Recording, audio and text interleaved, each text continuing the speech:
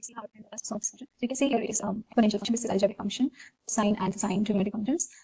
We want to Laplace transform this, so we will use the linearity property. Laplace transform of this function is as good as Laplace of the right hand side, which is 3 to the power 3t, 5t to the power 4 minus 4 cos 3t plus 3 sine 4t.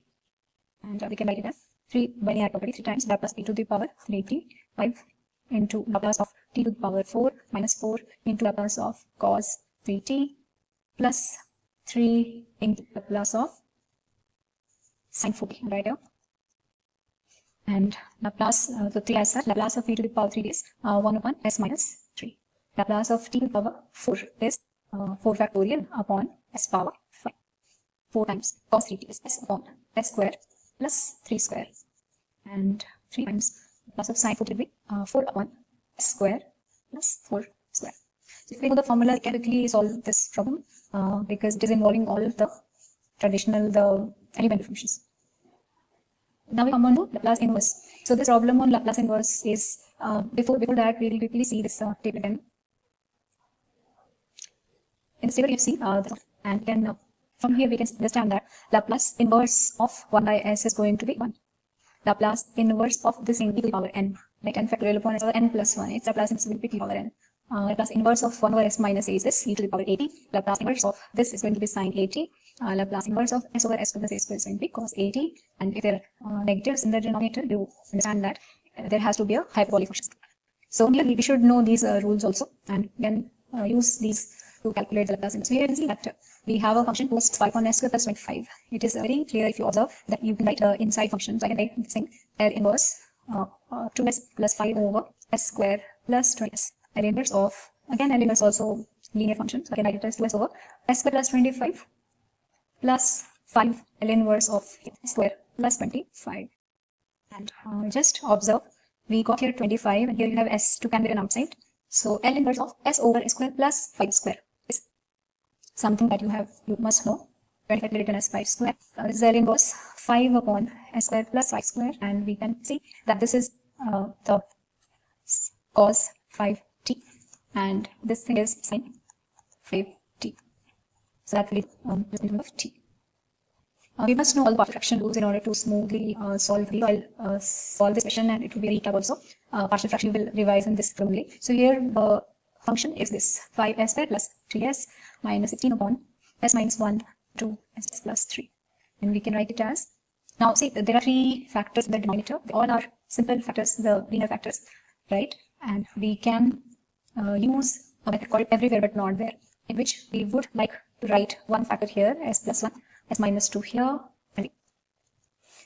From s plus 1, when we put it equal to 0, we get s is equal to minus 1. We put minus 1 in place of all the s values everywhere, but not here. So this is like this. Here, minus 1 minus 2 will become minus 3. Minus 1 plus 3 will become 2. Minus 1 square is minus 1. So 5 into minus 2 is 1.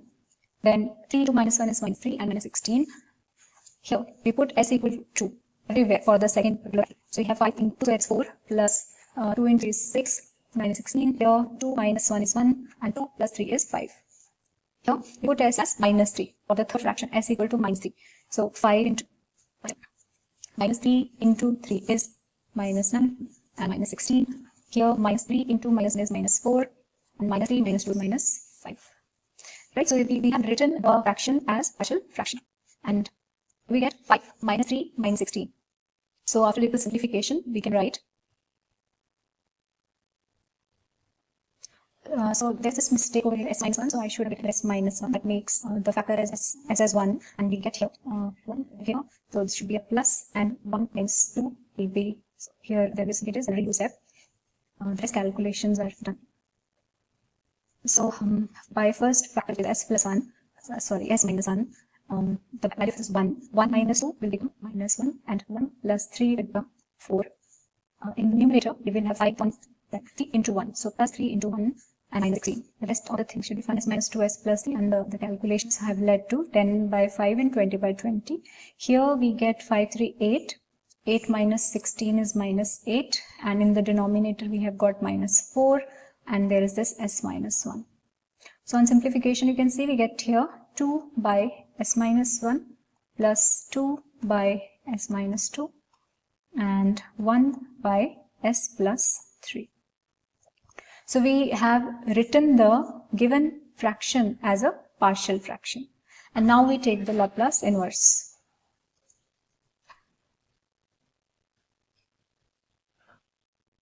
So Laplace inverse of the given function, I can call this as capital A.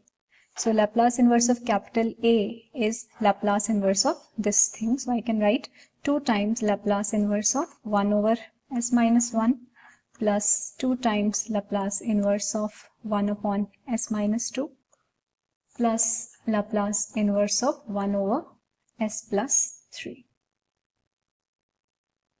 And we can see that this value of L inverse of 1 over s minus 1 is e to the power 1t. This thing is e to the power 2t, and Laplace inverse of 1 over s plus 3 is e to the power minus 3t. So that is the final result. The given function, which was in terms of s, we have written its Laplace inverse and we got the output in terms of t. Now we proceed further.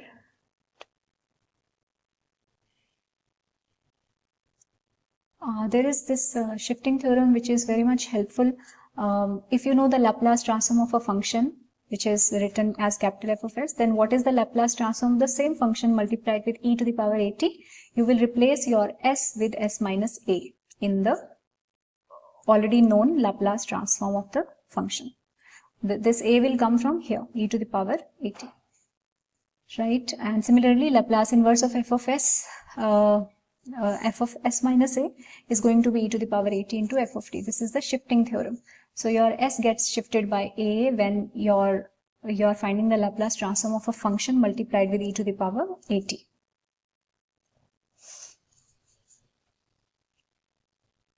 So here, this is what Laplace transform of cos 3t we all know, and it is s over s square plus 3 square. Now we can see it is getting multiplied with e to the power 5t, and we can apply the shifting theorem. We can solve it by the long way also, but when you know the shortcuts, you should use the theorems and shortcuts. So e to the power 5t cos 3t, that is going to be a replacement of s by s minus 5 in this particular function.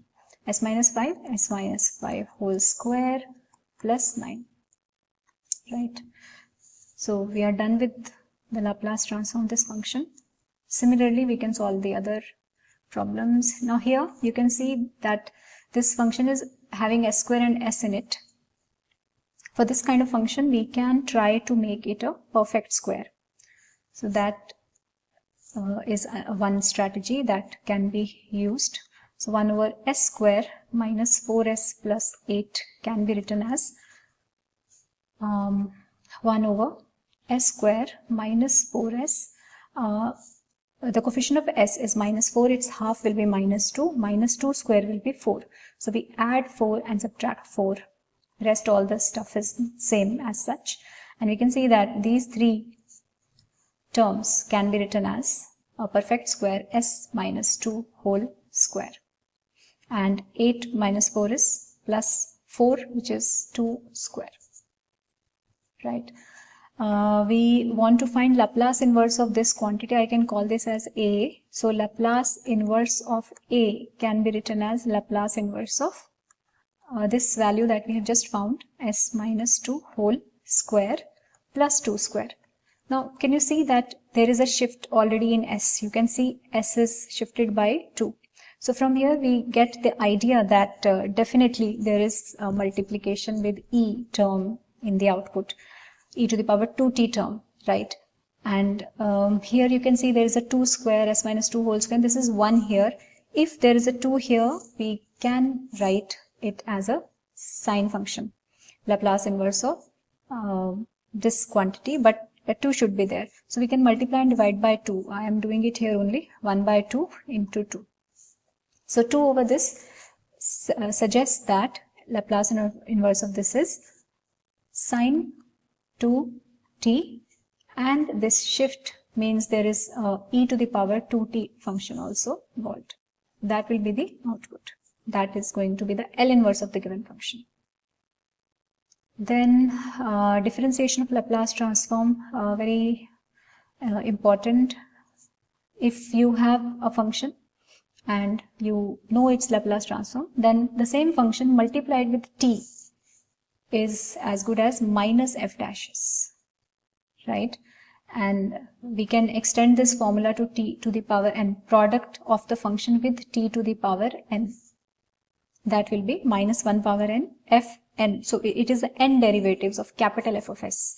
So we already know f of s. We are going to differentiate this n times and multiply with minus 1 power n. Then we get Laplace of the function with t power n, this product.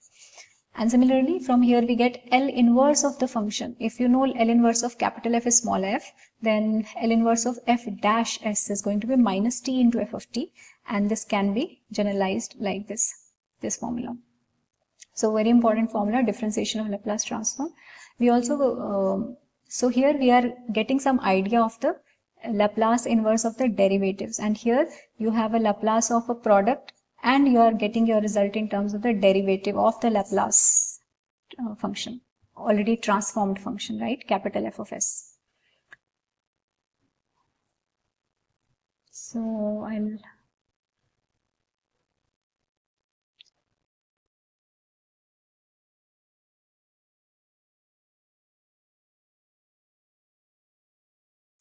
we will see these also, and then we will solve questions.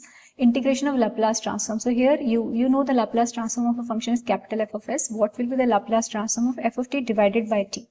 Right? So here you can see division by t. In the previous one there was a multiplication by t. So in the multiplication by t, derivative was coming into picture. In division by t, integration is coming into picture. So here this is from just a minute. So here this is from s to infinity, right? This is s to infinity. So you have this function f of s, take it. You can write fs ds also, but fu du is technically better. So capital F of u du, and you are integrating it with respect to s to infinity, right? And inverse, so Laplace inverse of an integral from s to infinity fu du is small f of t upon t, right? So we will see the problems. Let me solve this one first. So Laplace transform of this function. So you can see here is a division, right? This is your f of t, small f of t, and this is t. What happens?